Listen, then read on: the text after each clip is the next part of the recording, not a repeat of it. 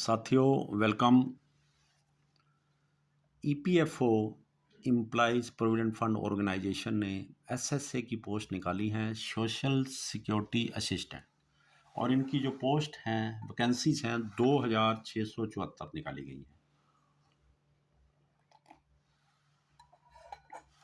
इसके साथ ही ईपीएफओ ने स्टेनो की भी पोस्ट निकाली हैं, उसमें 185 वैकेंसी हैं 185। उसके लिए मैं आपको अलग से एक वीडियो भी दूंगा और ये आप देख लीजिए। तो इसमें जो conducted by national testing agency NTA के द्वारा ये किया जाएगा, ministry of education, government of India की तरफ से ये पेपर होगा और आपको ओनली ऑनलाइन मोड पे अप्लाई करना है और आप एक ही एप्लीकेशन भर सकते हैं। अगर आप से एक से ज़्यादा भरते हैं तो जो लास्ट वाली होगी वो एक्सेप्ट होगी। ये ग्रुप सी की पोस्ट है सोशल सिक्योरिटी असिस्टेंट, और ये लेवल 5 की है। 29,200 से लेके 92,300 तक आपका पे स्केल रहेगा। जो भी एलिजिबिलिटी अलाउंस एटसेट्रा हैं as per rule time to time वो आपको मिलेंगे। और online registration of application 27 March 2023 से लेके 26 अप्रैल 2023 तक रहेगी। एक महीना इसमें दिया गया है। और इसकी फ़ीस जो है, जो हमारे SC ST PWBD female candidate और एक्स सर्विसमैन उनके लिए 0 है, नील है। और जो ऑल अदर कैटेगरी हैं उनके लिए 700 रुपया है। और इसके ऊपर अगर कोई बैंक कोई टैक्स एनी चार्जेज लगता है, बैंक ट्रांजैक्शन लगती है, तो वो कैंडिडेट को बियर करना पड़ेगा। इसके अलावा इसमें duration of correction in the particular of an application form online only. आपने एप्लीकेशन 26 तक भर दी, अगर कोई आप उसमें करेक्शन करना चाहते हैं तो उसके लिए 2 दिन दिए गए हैं, 27 अप्रैल से लेके 28 अप्रैल, मतलब 2 दिन में आप कर सकते हैं। और इसका जो ऑनलाइन टेस्ट का एडमिट कार्ड है या उसमें प्रोविजनल आंसर की आनी है, वो मैं इसके लिए डिटेल भी आगे बताऊंगा, क्योंकि इसमें आंसर की आएगी। अगर आपको कोई ऑब्जेक्शन है तो आप उसमें उनको अप्लाई कर सकते हैं। 500 रुपया एक ऑब्जेक्शन को बताने के लिए, और वो उसमें लिस्ट में अमेंड भी होगा अगर आपने ठीक कहा होगा। ये सारी डेटें बाद में लेटर ऑन स्टेज पर जो हैं वो अनाउंस की जाएंगी। और जो रिजल्ट की डिक्लेरेशन की डेट है वो भी बाद में अनाउंस की जाएगी, इनकी जो ऑफिशियल वेबसाइट है। कई पेपर ऐसे होते हैं जिनमें वो टेंटेटिव डेट दे देते हैं या फिक्स डेट दे देते हैं कई इंस्टीट्यूट्स, पर इन्होंने कह दिया कि ये बाद में सब कुछ बताएंगे। स्कीम ऑफ एग्जामिनेशन 2 स्टेजेस पे पेपर होगा। कंप्यूटर बेस्ड एग्जामिनेशन फेज 1, जिसमें 5 टाइप के आपके पेपर होंगे, वो मैं आगे आपको डिटेल दिखाऊंगा। टोटल 600 नंबर का होगा, 150 क्वेश्चन होंगे और 2.5 घंटे आपको मिलेंगे। 1 घंटा 150 मिनट मिलेंगे। और यही इसी फेज 1 के ऊपर ही आपकी मेरिट बनेगी। और जो सेकंड फेज है, स्टेज 2 है, कंप्यूटर टाइपिंग टेस्ट, जिसको CDET बोलते हैं, computer data entry test phase 2, वो क्वालिफाइंग होगा इसकी डिटेल में। और इसमें आपका टाइप टेस्ट जो है वो 35 वर्ड पर मिनट जो है आपकी इंग्लिश में, और 30 वर्ड पर मिनट जो है वो हिंदी की स्पीड मांगी गई है। तो आप दोनों में से अगर एक भी जानते हैं तो चलेगा, आप अप्लाई कर सकते हैं। इसमें नंबर ऑफ वैकेंसीज़ के बारे में है, टोटल 2674 हैं, ठीक है जी। और उसमें से 478 जो हैं वो फिजिकल जो हैंडीकैप हैं उनके लिए रिजर्व हैं, वो किसी भी कैटेगरी से वो हो सकते हैं। और एससी के लिए 359 है, 359। एसटी के लिए 273 हैं, और ओबीसी के लिए 514 हैं, जो कि एनसीएल हैं, नॉन क्रीमी लेयर हैं। और जो हमारे 529 हैं, 529, वो इकोनॉमिकली वीकर सेक्शन के लिए हैं। 999 मीन 999 जो है वो जनरल कह सकते हैं, आप अनरिजर्व कह सकते हैं। तो टोटल 2674 वैकेंसीज हैं। मैं आपको हेडिंग भी दिखा देता हूँ। ये SC ST OBC NCL EWS UR, ठीक है जी। तो ये है टोटल जो है वो मैंने आपको बता दिया है। और इसमें जो फेज़ 2 में जाना है वो 10 टाइम इसका कॉल करेंगे। 2674 का 10 गुना मीन 26,740 जो कैंडिडेट हैं वो सेकंड फेज़ के लिए बुलाए जाएंगे, या स्टेज 2 जिसको हम कर रहे हैं।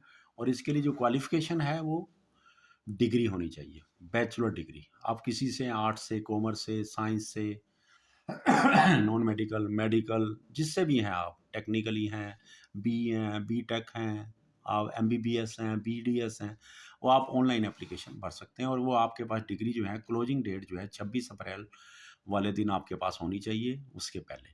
और दूसरा जो है आपकी क्वालिफिकेशन, वो जो है 35 वर्ड पर मिनट इंग्लिश और 30 वर्ड पर मिनट हिंदी, जिससे कि वो कॉरस्पॉन्डेंस जो है 10,500 kdph, जिसे कि हम की डिप्रेशन पर आवर बोलते हैं, और 9,000 जो है वो 30 वर्ड्स को कंपैरिजन किया गया, जिसमें भी एवरेज 5 की depression for each word for data entry work होगा। टाइम अलाउड 10 मिनट्स, इसके लिए 10 मिनट का टाइम मिलेगा आपको।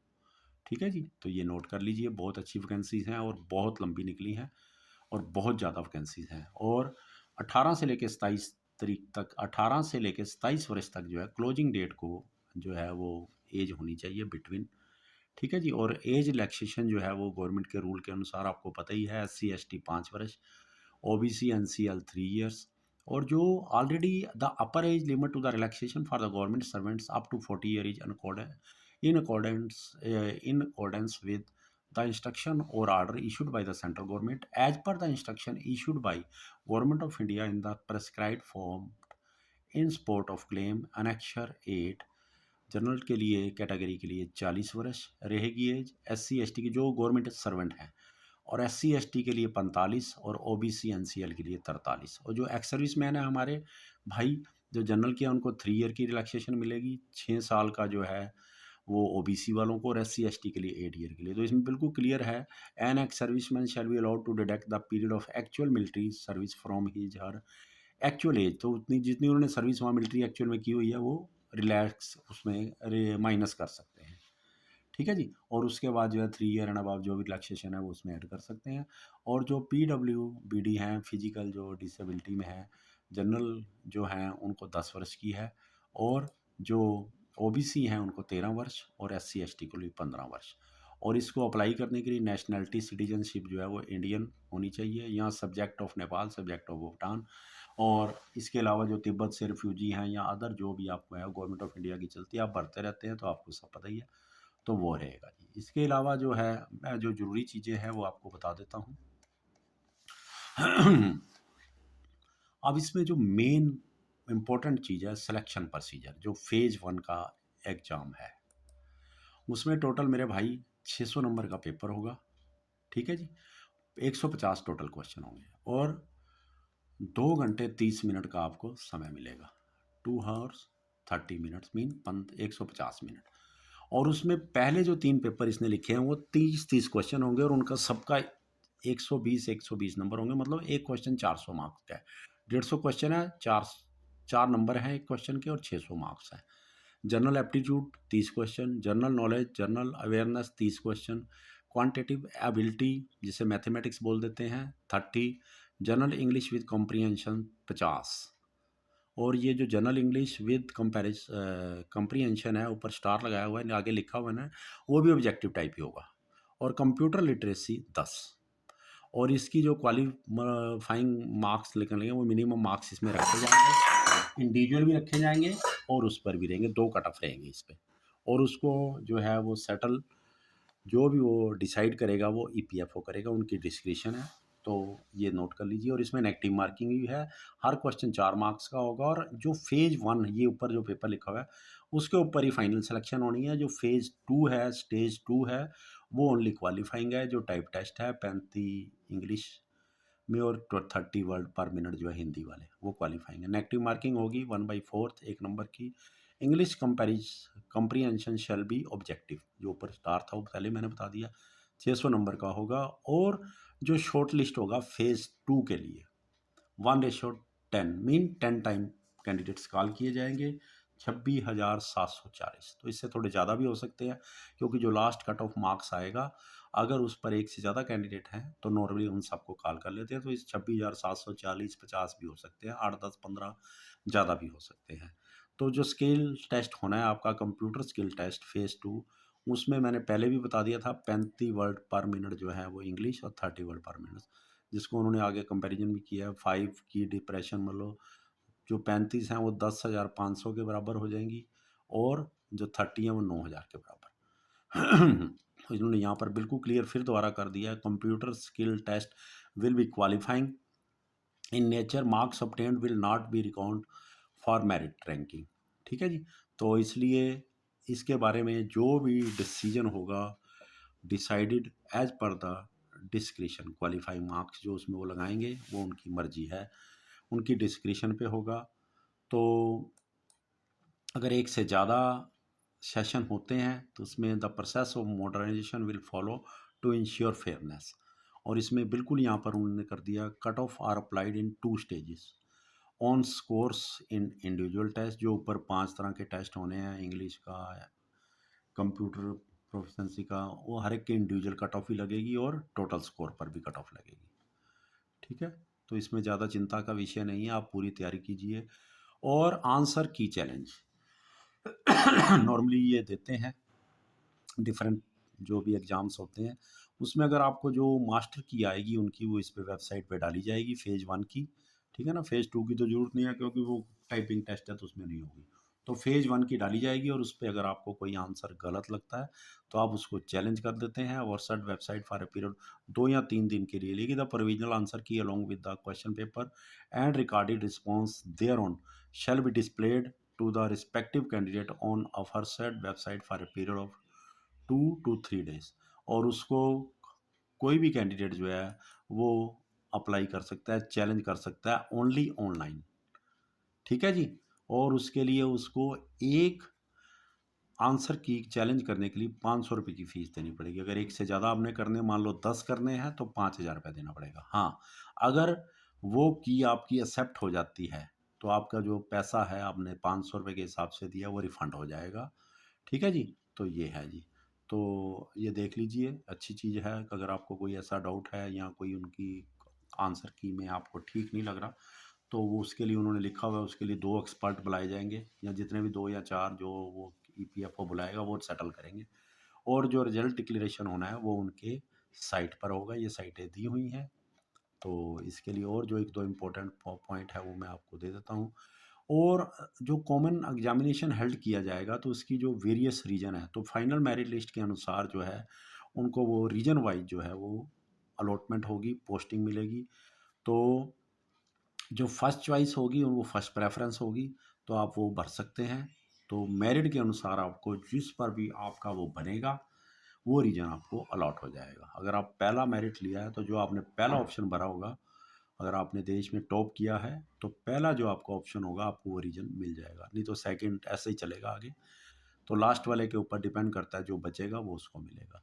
एग्जामिनेशन जो सेंटर हैं इसमें दिए हुए हैं टोटल 57 है, वो मैं आगे आपको दिखा भी दूंगा, सारे देश में है।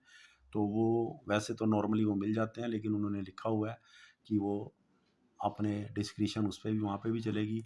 और नो ऑब्जेक्शन सर्टिफिकेट, जो ऑलरेडी सर्विस में हैं उनको NOC from the employer at the time of document verification following which their candidature will be cancelled. जब भी आपके डॉक्यूमेंट वेरिफिकेशन होनी है उस टाइम आपको वो देना पड़ेगा। आप अपने डिपार्टमेंट पे पहले से ही अंडरटेकिंग ले लीजिए, उनको इन्फॉर्म कर दीजिए ताकि आपको बाद में दिक्कत ना हो। अगर आप नहीं प्रोड्यूस करते तो ईपीएफओ उसके लिए जिम्मेवार नहीं होगा, वो आपकी ख़त्म हो जाएगा। तो इसमें एक और बड़ी इंपॉर्टेंट चीज़ दी है, ईपीएफओ जो ऊपर जो उन्होंने एग्जामिनेशन दिखाया था उसके अलावा एडिशनल भी कर सकते हैं अगर किसी भी स्टेज पे उनको लगता है। EPFO reserve the right EPFO reserve the right to conduct additional examination as applicable at any stage without assigning any reason, and EPFO also reserve the right to cancel any part or whole of the recruitment process at any stage for any or all the categories notified in this notice without assigning any reason thereof। तो उनके पास description रहेगी, तो इसके लिए बाद में कोई आदमी कोर्ट में जाए, कहीं जाए, कुछ चैलेंज करे, वो कहीं भी उसकी सुनवाई नहीं होगी। इन्होंने यहाँ बिल्कुल क्लियर कर दिया है। और प्रोबेशन पीरियड 2 ईयर रहेगा, इन्होंने क्लियर कर दिया है बिल्कुल। उनका जो रूल है ईपीएफओ के रेगुलेशन है 2008 के अनुसार, वो आपके ऊपर लागू होगा। और बहुत अच्छी नौकरी है, अपनी तैयारी कीजिए, भर दीजिए, समय पर भर दीजिए, लेट ना करिए। और फिर उन्होंने आगे रजिस्ट्रेशन एप्लीकेशन के लिए दे दिया ऑनलाइन ओनली, तो ध्यान रखना कहीं बच्चे नहीं ध्यान करते। और उसकी ये साइट भी दोनों दे दी हैं उन्होंने। ठीक है जी, तो ये देख लीजिए आप, इसके ऊपर आपने अप्लाई करना मेरे भाइयों। और इसके अलावा अब कोई ज़्यादा जानकारी खास नहीं है आपके लिए। ठीक है, एक आधी है, वो सेंटर है, वो मैं आपको दिखा देता हूँ। तो फीस पहले मैंने आपको बता दी है 700 रुपया, वो दोबारा से दिखा रहा है। ऑनलाइन अगर उसके ऊपर कोई चार्ज ही लगते हैं तो आपको बियर करने पड़ेंगे, ठीक है जी। तो केनरा बैंक या अदर बैंक किसी से भी आप अप्लाई कर सकते हैं, ऐसा कुछ नहीं है, ठीक है जी। तो एक जो इसके सेंटर हैं वो मैं आपको दिखा देता हूँ। You list of examination centre 57 है टोटल, पूरे देश में हर स्टेट में है। तो आप अपनी चॉइस से वो सेंटर भर सकते हैं और जहाँ जहाँ भी आपको अगर मिलेगी वो ज़रूर मिलेगी। तो मेरी बेस्ट बेस्ट विशेस आपके साथ हैं, इसको अप्लाई करिए और बनिए। और मैं इसके लिए एक अलग से वीडियो जो है स्टेनो के लिए भी डाल रहा हूँ, तो वो भी आप देख लेना, उसको भी बेनिफिट हो जाएगा। वहाँ उसमें भी 185 वैकेंसीज हैं। तो जो भी नीडी पर्सन है उनको ये ज़रूर फॉरवर्ड कर देना, शेयर कर देना, और अगर आपको अच्छी लगे तो इस पे सब्सक्राइब भी कर देना। आपका बहुत बहुत धन्यवाद।